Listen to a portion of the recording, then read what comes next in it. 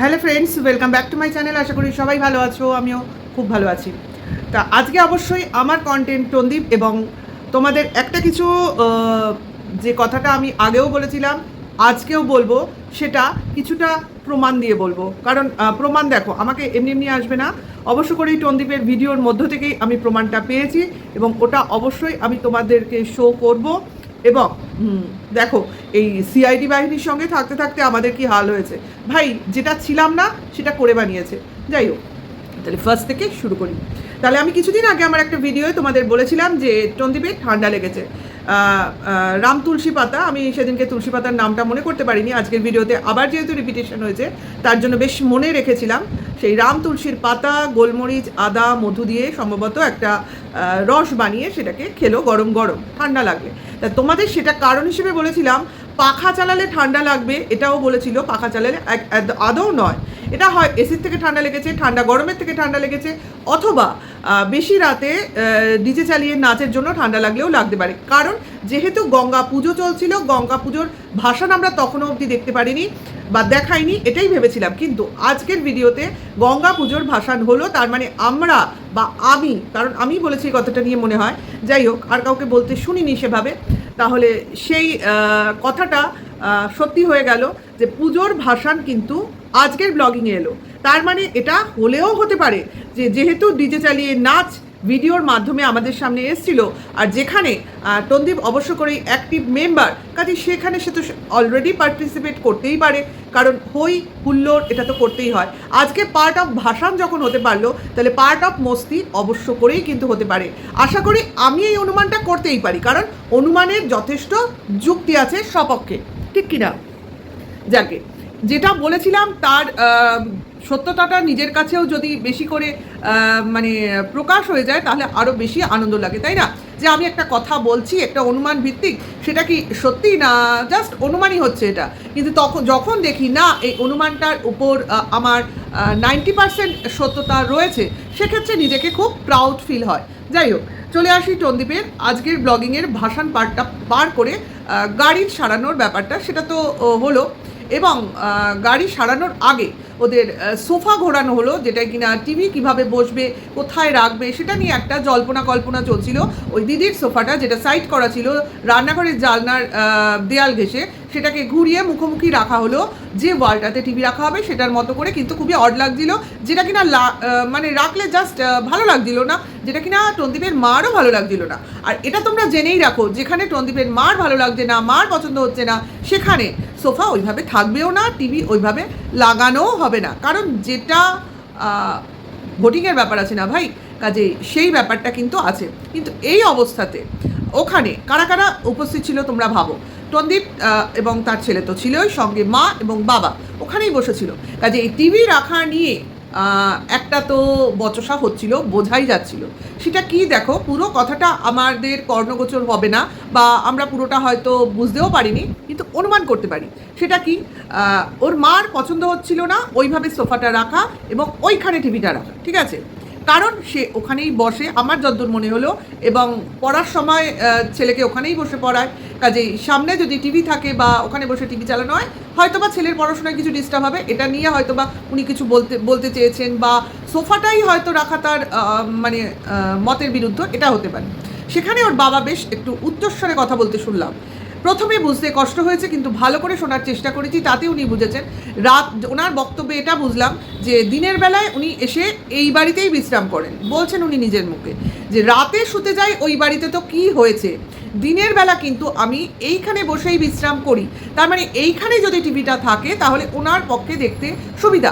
পরবর্তীকালে টন্দীপ অবশ্যই বলেছে বাবা টিভিতে খবর দেখবে, অর্থাৎ এর থেকে বোঝা গেল যে টন্দীপের বাবা খবর টবর দেখতে ভালোবাসে। স্বাভাবিক, আমাদের বয়স্ক যারা আছে তারাও খবর দেখতে ভালোবাসে, খেলা দেখতে ভালোবাসে, ছেলেরাও সাধারণত এগুলোই দেখতে ভালোবাসে। আর মেয়েরা কি দেখতে ভালোবাসবে তোমরা বলো? সিরিয়াল, সিনেমা, গান, অমুক তমুক, যাই হোক। এবং বাচ্চারা কার্টুন, এই তো কতগুলো ভাগ, কিন্তু কার্টুন কিন্তু আমরাও দেখতে ভালোবাসি। যাই হোক, বাদ দাও ওসব গল্প, যেটা সিরিয়াস ম্যাটার সেটা নিয়ে বলি। হ্যাঁ, টন্দীপের বাবার এই প্রসঙ্গগুলো কিন্তু আমাদের কানে এলো, যে উনি এখানে দিনের বেলা বা বিশ্রাম করেন, কাজে এখানে টিভিটা লাগালে যতটা কার্যকরী হবে অন্য জায়গায় লাগালে সেটা সম্ভব নয়। আর আরেকটা জিনিস শুনলাম, ওপরে যদি কেউ থাকে কি ব্যাপারে হলো বুঝলাম না, কিন্তু পরে খানিকটা মানে অনুভব করতে পারছিলাম। ওপরে যদি থাকে তাহলে তো নিচে কাজ করতে অসুবিধা, এরম কিছু একটা বক্তব্য উনি রেখেছেন। অর্থাৎ ওপরে যদি টিভি লাগায় তাহলে নিচে এসে কখন কাজ করবে বা কাজের অসুবিধা হবে, মানে ওপর নিচ করতে অসুবিধা হবে, এই ধরনের কিছু। দেখো, টিভি লাগানো নিয়ে যদি তার সঠিক প্ল্যানিং না থাকে বাড়ি করার সময়, যে এই জায়গাটা আমি স্পেশালি বানালাম, এখানে আমি টিভি ক্যাবিনেট বানাবো, টিভি রাখবো, তাহলে সেই প্ল্যানিংটা যদি আমার ঠিক মতো না হয় তাহলে তোমার এই গণ্ডগোল তো হবেই। হ্যাপাজার্টলি করলে, প্ল্যানিং ছাড়া করলে, একটা সিস্টেম ওয়াইজ না করলে এটাই হবে। কারণ রান্নাঘর, খাওয়া, শোয়া সবই যখন নিচে, তাহলে টিভি ওপরে হলে শুধু টিভি দেখতে ওপরে যাবে, এটা কিন্তু খুবই অসুবিধা। যাই হোক, সেটা কথা নয়, এই ধরনের বচসা ওদের মধ্যে চলবে, এবং অ্যাট লাস্ট যেখানে লাগানো হবে আমরা দেখতেই পাবো। কারণ টিভি যখন কেনা হয়েছে অবশ্যই দেখানো হবে, কারণ 55 inches TV, not a matter of jokes, just like a cinema hall, তাই না? সেটা হলেই মানায়, এটুকু আমরা বুঝতে পেরেছি। অত বড় টিভি একটা হলেই মানায়।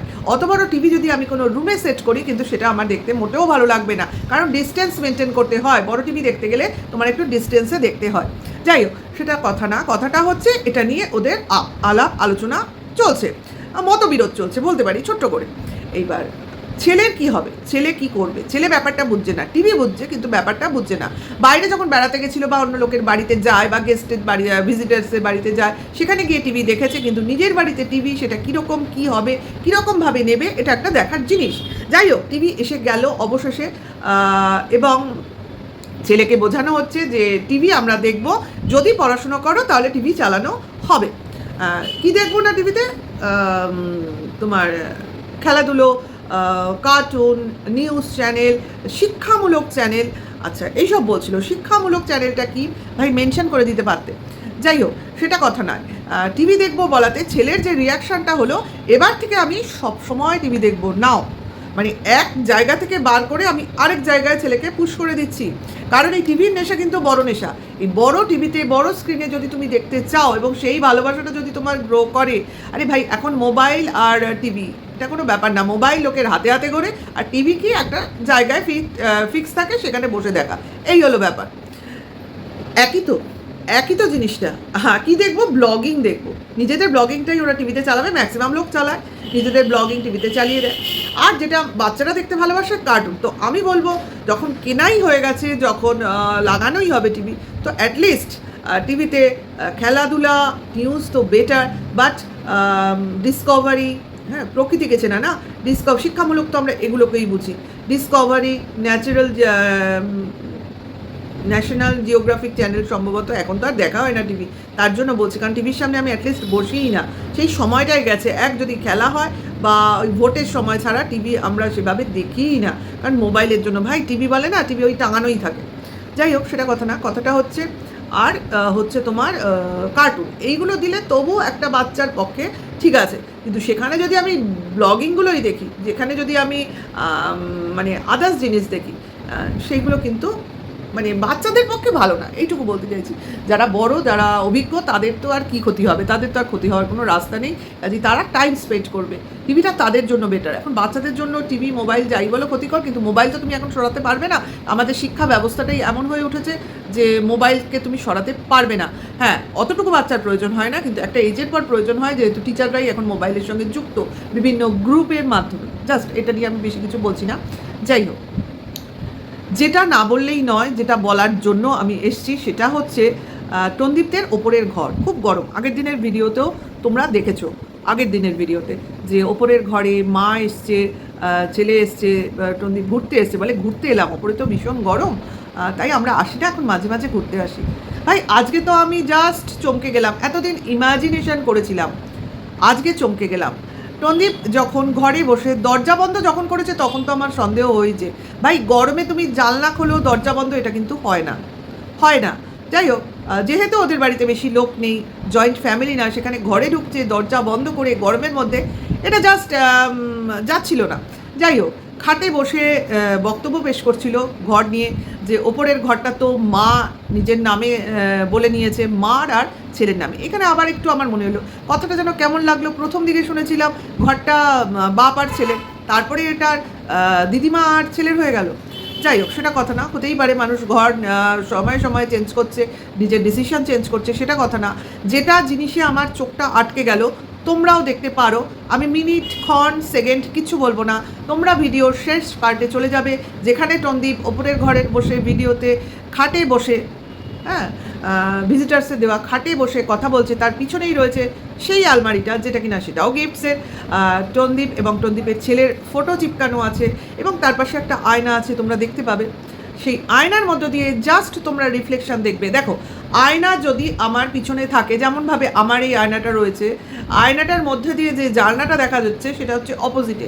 এবার সেই জানলাই দেখা যাচ্ছে টনদীপের ভিডিওতেও, এবং সেখানে যে পর্দাটা ঝোলে সেটাও তোমরা দেখতে পাবে, নীল রঙের পর্দাটা ঝুলছে। জাস্ট পর্দার ওপরের দিকে খেয়াল করবে, পর্দার ঠিক এই পোর্শনটায় দিয়ে, আমার পর্দাটা খেয়াল করো, ওপরের এই পোর্শনটায় গিয়ে খেয়াল করো। আমি অবশ্য করেই ওটা আমি থাম্বনেলে চিপকেই দেবো, অ্যারো দিয়েই দেবো, তোমরা বুঝতেই পারবে। অলরেডি কিন্তু ওই ঘরে এসি লাগানো হয়ে গেছে, কারণ এসির মানে যে ফ্যান ব্লেডটা দেখা যাচ্ছে ওটা খোলা রয়েছে, তোমরা একটু লক্ষ্য করলেই দেখতে পাবে। তাহলে কীরকম মিথ্যে কথা বলছে ভাবো। আর এর সঙ্গে সঙ্গে বলে যাচ্ছে ওপরে গরম তো, শোয়া যায় না, বসা যায় না। কত বড় চিটিংবাজি কথাবার্তা। কেন ভাই, তোর পয়সায়, তোর কথা মতো, তোর পয়সায় তুই এসি লাগাবি, সেটা তোর ঘরে লাগাবি, তাহলে কার বাবার কি বলার আছে এখানে? এত লুকোচুরি কিসের? এত লুকোচুরি কিসের? লোককে বোঝানো যে আমার ঘরে গরম, আমি এসিতে ঘুমাতে পারছি না, মা ওপরের ঘর বুক করেছে, এসে শুতে পারছে না, কাজেই তোমরা এবার এসি তো দেবে না, কেউ এসি তো কেউ পাঠিয়ে দেয় না, দেবে পয়সা, কাজেই সেই পয়সা যাবে ব্যাংকে, আর ব্যাংক থেকে আসবে তোমার সেই পয়সা আমি এটিএম থেকে তুলে যাব দোকান থেকে এসি কিনতে, তাই না? এত ভরমবাজি চলছে ভাই, সত্যিই বাবা, এরা মিথ্যেবাদী জানি, সবাই জানি, কিন্তু এইভাবে নিজেদেরই যে কালিকর্ত, এরা মানে বুদ্ধির অভাব। বসেছি এমনভাবে, অন্য ঘরে তো, নিজের ঘরে তো দরজা বন্ধ করে বসি, কারণ হয়তো ওইখান দিয়ে পুরো দেখা যাবে, খেয়াল করেছে, খাটটা অলরেডি দেখিয়ে ফেলেছে, তার জন্য এখন দরজা বন্ধ রাখে। আর এই ঘরের দরজা বন্ধ করেই বসেছে, কিন্তু আয়না দিয়ে যে দেখা যাবে সেটা বুঝতে পারেনি, ওইটা ওর মাথাতেও ঢোকেনি, ও এডিটিংয়েও ওটা ওভারলুক করে বেরিয়ে গেছে, মানে খেয়ালই করেনি। ওই বলে না, অল্প শিক্ষিতের অবস্থা, সব জিনিসটা, সব জায়গাটা খুঁটিয়ে দেখে না। এদিকে নিজেদের সিআইডি বাহিনী সব জায়গায় ছায়া দেখে, পাতা দেখে, কাদা দেখে, মানে সব কিছুই দেখে, নড়লেও ভাবে অমুক জায়গায় অমুক বসে রয়েছে। ভাই, এখানে জলজান্ত মিথ্যাবাদী বসে মিথ্যা কথা বলছে। যাই হোক, তোমরা গিয়েও দেখে আসো, অবশ্য করেই আমার ভিডিওতেও তোমরা দেখতে পাবে, আমি অলরেডি ওটা স্ক্রিনশট নিয়ে যতটা সম্ভব এডিট করে দেওয়ার চেষ্টা করব, তোমাদের সুবিধার জন্য, তোমাদের দেখানোর জন্য, ঠিক আছে? এটুকুই বলার ছিল যে বাবা, এত তোমার মিথ্যাবাদী, এত কপটতার ছল, আর কি ছলের সাহায্য নেয়, সে তার ছেলেকে কি শিক্ষা দেবে? ছেলে এই বাড়িতে মানুষ হবে ওই এসির মধ্যে আর রং বেরঙের জিনিসের মধ্যে? ভাই, ছেলে মানুষ হবে কিনা জানি না, ছেলে হয়তো সাইজে আর বয়সে বড় হবে, আর কিছু হবে না। এটা একদম তোমরা লিখে নাও, এর থেকে বেশি কিচ্ছু আমার বলার নেই। অসম্ভব আমার বিরক্ত লেগেছে আজকে, এতটাও মিথ্যাবাদী আমি ভাবিনি। হয়তো বা ভাবছি যে বলছে যে আসুক, তোমার দেওয়ার জন্য বলছে, তারপর হয়তো কোনো সময় দেবে, সেটা দেখাবে। ভাই, অলরেডি লাগিয়ে এখনও বলছে গরম গরম গরম, মিথ্যাবাদী টু দি পাওয়ার ইনফিনিটি। যাই হোক ভিউয়ার্সরা, তোমরা অবশ্য করেই, আমার এতে আনন্দ হয় না, বিশেষ করে আমার এতে আনন্দ হয় না, কারণ মিথ্যা কথা শুনলাম, দেখলাম, তাতে আমি আনন্দ পাবো? অ্যাটলিস্ট আমি আনন্দিত হই না, কারণ এর ভিডিও আমায় দেখতে হচ্ছে এইসব দেখানোর জন্য। আমার রাগ হয় রীতিমতো, এদের ভিডিও দেখতে হয়। ভাই, ওই ছেলেটা, বাচ্চাটার জন্য আমার দেখতে হয়। বাচ্চাটা যেদিনকে ওর কাজ ছাড়া হবে, সেদিন আমি ওর ভিডিও দেখা বন্ধ করে দেবো, সত্যি বলছি, বন্ধ করে দেবো, কারণ এত নোংরামি, এত বদমাইশি আর সহ্য করা যায় না। যাই হোক, ভিডিওটা এখানেই শেষ করছি।